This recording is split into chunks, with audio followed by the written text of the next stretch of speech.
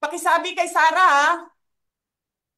Hindi ko naman gusto tong... From supporting former President and Representative Gloria Macapagal Arroyo, the recorded interview, at itong online press conferences, I won't deny or even pile onto Duterte at this point. Kasi malamang sa malamang, baka totoo yung sinasabi niya. Totoo yung sinasabi niya na pinagdidiskitahan siya, pinagtutulungan siya, at lalo pa siyang lalakas sa kanyang opposition at divisiveness kung patuloy siyang gigit-gitin. Now, hindi na sana to lalaki pa kung sinagot niya lang yung mga tinatanong sa kanya at polite siya sa pagsagot or even just sagot ng mga tanong. Sagutin niya lang yung mga tanong. Kasi kung gusto niya, dun siya pumunta sa Quadcom, ilabas niya lahat ng gusto niyang sabihin.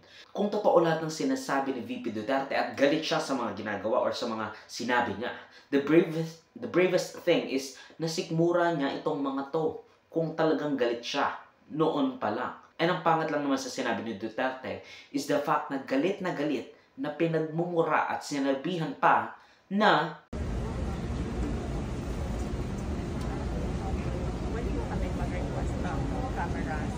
ano daw? Pasukin ng general yung mga cameras. Gusto mo? Palapitin ng mga media? Opo. Sige. Lapit na. Okay. Go na. Go, go, go. Okay, double time, double time. Ding!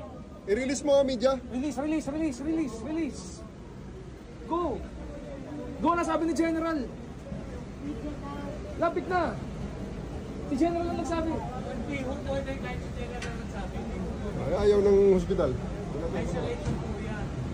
Hindi, ayaw ng hospital. Hanggang dyan lang naman yung camera eh. Ayaw ng hospital. Hanggang dyan lang sa inyo.